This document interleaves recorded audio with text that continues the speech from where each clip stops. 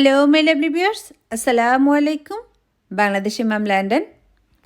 এখন সকালবেলা, এখন সবাই ব্রেকফাস্ট করছি। আর বাচ্চাদের তো এখন স্কুল হলিডে 1 উইক, আর ওদের পছন্দের ব্রেকফাস্ট দিতে হয়। তো ওদের পছন্দের ব্রেকফাস্ট বানানো হয়েছে, এখন আমরা সবাই মিলে খাচ্ছি। আজকে আমি একটু দেরিতে জবে যাচ্ছি, কারণ বাসায় অনেক কাজ, এত কাজ, সেই জন্য আমি বলেছি যে আজকে আমি 1 ঘন্টা কম কাজ করব। তো বাচ্চারা খাচ্ছে, আমিও খাচ্ছি। আমার খাওয়া হচ্ছে খুব তাড়াতাড়ি, আমি খুব তাড়াতাড়ি খেয়ে ফেলতে পারি, খুব তাড়াতাড়ি গোসল করে ফেলতে পারি। আমার জবে আমার যারা কলিগ আছেন তারা বলেন, তুই এত তাড়াতাড়ি কাজ কিভাবে করিস? মাঝে মধ্যে ওদের সাথে আমার স্টেশনে দেখা হয়, তো স্টেশন থেকে আবার জব পর্যন্ত হেঁটে যেতে হয়। তখন বলে, এত তাড়াতাড়ি কিভাবে মানুষ হাঁটে? তখন আমি বললাম যে আমি ছোটোবেলা থেকে আমি লিখিও খুব তাড়াতাড়ি, আমার সব কাজ তাড়াতাড়ি। আমার টিচাররা সেজন্য অনেক রকম কথা শোনাতো যে এত তাড়াতাড়ি লেখার কি দরকার। যারা বাসায় পড়াতে আসতো সেই টিচারদের কথা বলতো যে এত তাড়াতাড়ি কেন কেন লিখো, তোমার কি ট্রেন চলে যাচ্ছে এরকম। কিন্তু আমাকে তো আল্লাহ এরকম বানিয়েছে, আমি কি করব। এখন হচ্ছে চা পর্ব। আমার হাজব্যান্ডের জন্য কফি বানালাম, আমার জন্য গ্রিন টি। আমাদের ফ্রিজ নিয়ে অনেক কাহিনী হয়ে গেছে, আসলে সেগুলো আর বলতে চাই না। নিজের কাছেই নিজেকে অনেক খারাপ লাগে যে আসলে এগুলো কি করলাম। প্রথম দিন তো একটা অর্ডার করে আসছিলাম বোস কোম্পানি। বাসায় আসার পর দেখলাম যেই জায়গাটা ফ্রিজটা রাখবো, মানে আগের জায়গাটায়, সেখানটায় হচ্ছে না, 1 ইঞ্চি কম। তারপর অর্ডার করলাম 2 ডোরওয়ালা, যেটা নাকি আমাদের অনেক দিনের ইচ্ছে ছিল যে আমেরিকান ফ্রিজগুলো তো এই জায়গার অভাবে এখনও কিনতে পারলাম না। তাহলে একটা কাজ করি, ফ্রিজের স্পেসটা চেঞ্জ করে আমরা সেটাই কিনে ফেলি। আমার হাজব্যান্ড বললো ঠিক আছে, সেটা খুব ভালো ডিসিশন। আমাদের ডিপটা যেখানটায় ছিল সেখানটায় দিলাম, আর নর্মাল ফ্রিজটা আগে যেখানে ছিল সেখানটায় ডিপটা আনলাম। তো সেই চিন্তা করে আবার আমেরিকান ফ্রিজটা অর্ডার করা হলো। তো আজকে সেটা আসবে, দেখা যাক তারপর কী হয়। তো আমার হাজব্যান্ড আর আমি একটা মুভি 2 দিন ধরে দেখছিলাম, মুভিটা অনেক সুন্দর। আমার জামাই আমাকে বললো কি যে বয়সকালে আমাদের অবস্থাটা এরকম হবে। তো আমি দেখলাম, আমার সত্যি অনেক ভালো লাগলো, আশা করি আপনাদেরও ভালো লাগবে। আর মুভির নামটা কিন্তু আমি দিয়ে দিয়েছি, আপনারা দেখতে পারেন। সত্যি অনেক সুন্দর। মানুষের লাইফে যে কত রকম কাহিনী আসতে পারে, এই মুভিটা না দেখলে বোঝা যায় না। তো আমি আর আমার হাজব্যান্ড তাড়াতাড়ি রেডি হয়ে বের হয়ে গেলাম। আমি এখন আমার জবে যাচ্ছি। আমার জবে তো যাওয়ার ক্ষেত্রে 2বার ট্রেন চেঞ্জ করতে হয়। তো ভালো লাগছিল যে আজকে যে ফ্রিজটা অর্ডার করেছি, ফ্রিজার, সেটাও আসবে।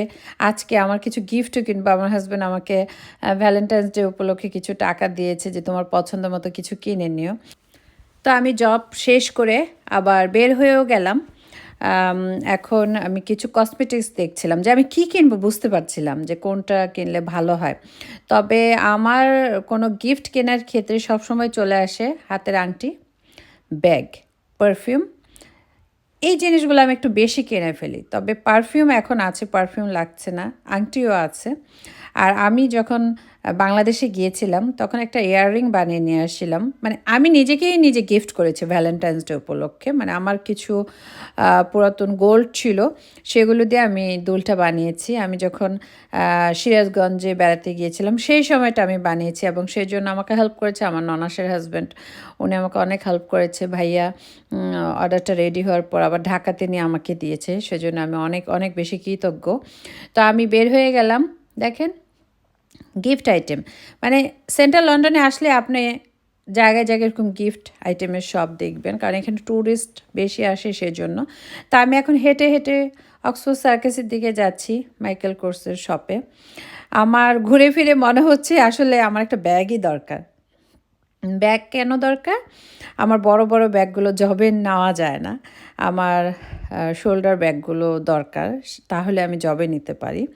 তো মনে হলো যে আমার আসলে শোল্ডার ব্যাগ ছোট নেই অত ভালো, আছে একটা ছোট, কিন্তু সেটা বেশিই ছোট, তো একটু মিডিয়াম দরকার। সেজন্যেই আমি ডিসিশন নিয়েছি যে তাহলে একটা ব্যাগই কিনে ফেলি। যেহেতু আমার হাজব্যান্ড আমাকে টাকাটা দিয়েছে, তো সেই অনুযায়ী আমি কিনবো। আমি সবসময় কী করি, ও যেই টাকাটা আমার গিফটের জন্য দেয় আমি সম্পূর্ণ খরচ করি না। আমার হাজব্যান্ড সেটা খুব ভালো মতো জানে যে আমি একটু হিসাবি মানুষ।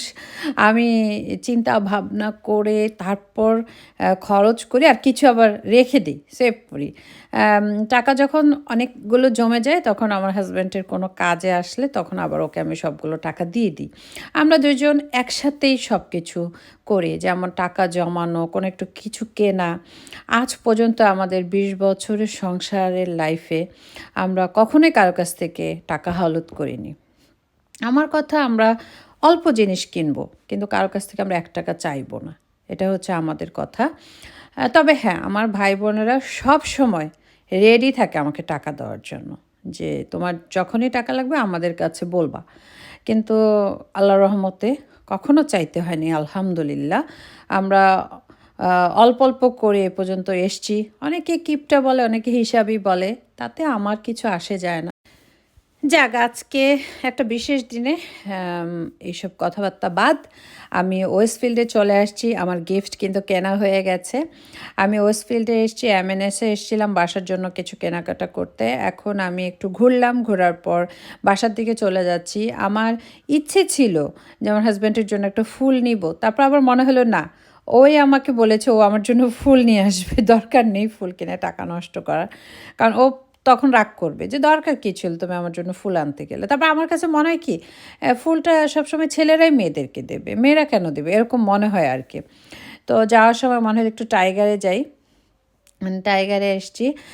টাইগারে আসলে এখানে স্টার উপলক্ষে অনেক কিছু আসছে। যেমন দেখেন এই বাটিগুলো, কালারগুলো কি সুন্দর না, আমার অনেক ভালো লাগছিল, কিন্তু দাম একটু বেশি মনে হচ্ছিল, যে একটা বাটি 5 পাউন্ড, 2 পাউন্ড হলে ঠিক আছে।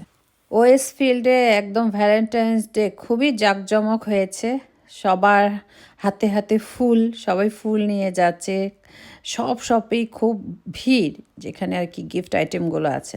তো আমি এখন আবার জিপিতে চলে আসলাম। আমার জিপি থেকে আমাকে খুব বেশি কি বলে ডিস্টার্ব করে।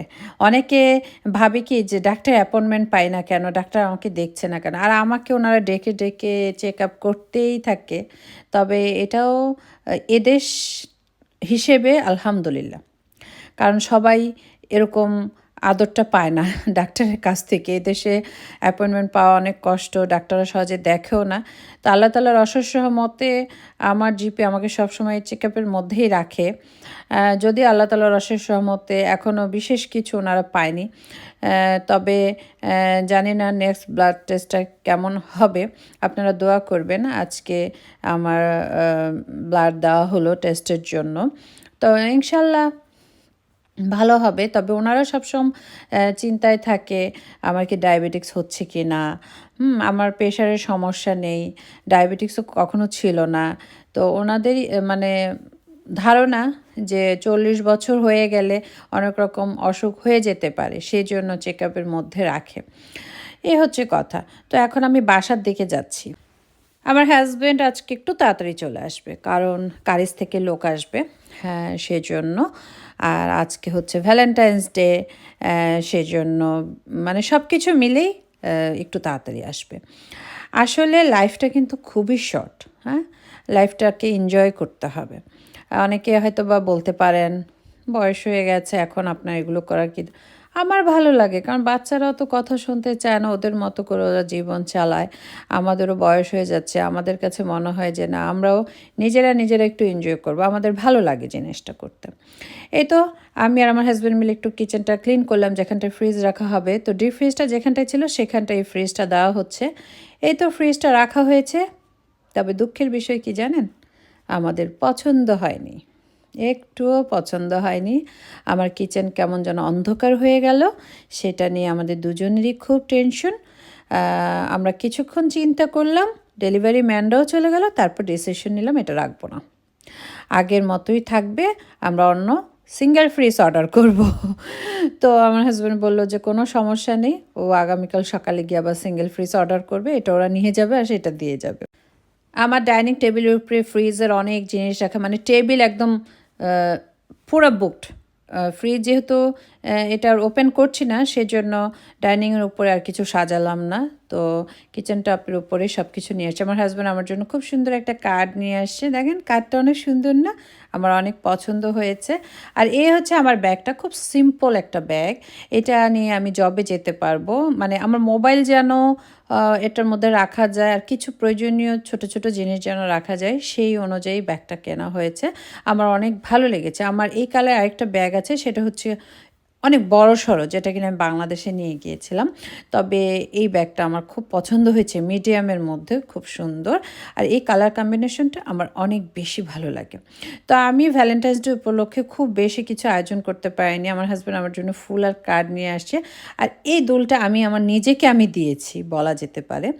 দেখেন দুলটা খুব সুন্দর না, আমার অনেক পছন্দ হয়েছে। যদিও এই দুলগুলো অনেক আগের, আসলে প্রথম থেকে আমি আমার শখগুলো খুব বেশি পূরণ করতে পারতাম না। সেই সময়টায় চিন্তা করতাম কি যে আগে আমার হাজব্যান্ড এস্টাবলিশ হয়ে নিক, তারপর আমি আমার শখ পূরণ করব, এখন না, তারপর আমি সব জায়গায় ঘুরবো, এরকমটা সবসময় আমার চিন্তা হতো যে না, আগে ও এস্টাবলিশ হয়ে নিক, সবাই যেন বলতে পারে যে না ওদের আছে, ওরা এখন খরচ করলে মানায়। কিন্তু ওই সময়টায় যদি আমি একদম দু হাতে চালাতাম, ব্র্যান্ড নিউ গাড়ি চালাতাম, 2-3টা গাড়ি থাকতো, এদিক সেদিক শুধু টাকা খরচ করতাম, বাবার বাড়ি টাকা সব দিয়ে দিতাম। অনেক মেয়েরা আছে বিয়ের পর বাবার বাড়ি সব কিছু চুরি করে দিয়ে দেয়, সেটা আমি নিজে দেখেছি বলেই বললাম। তো সেই রকম হলে আজও কোথাও উঠতে পারতাম না, সত্যি কথা, আজও কোনো পজিশনে আসতে পারতাম না। তাই বিয়ের পর নিজের সংসারকে ভালোবাসতে হবে। নিজের সংসারকে ভালোবাসলে দেখবেন একদম স্লোলি স্লোলি হলেও আপনি উন্নতি করতে পারবেন।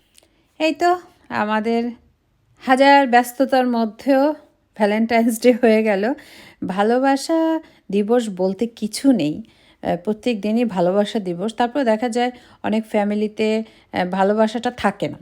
অনেকে আমার সাথে গল্প করে, তো আমি জানি সেই জিনিসটা। তারপর মনে হয় যে না, একটা দিন হলো, সেই দিন উপলক্ষেও যদি হাজব্যান্ড বা ওয়াইফ কিছু আদান প্রদান বা ভালোবাসার দুটো লাইন বলে, তা তো হয়তো বা অনেকে খুশি হতে পারে। তাই আমি এই দিবসটাকে খারাপ কিছু ভাবছি না, যে অনেকে সারা বছরও যেটা না পারে, একদিনে তো অন্তত ভালোবাসার কথা বললেও কাছের মানুষটা খুশি হয়, তাতেও একটা সার্থকতা।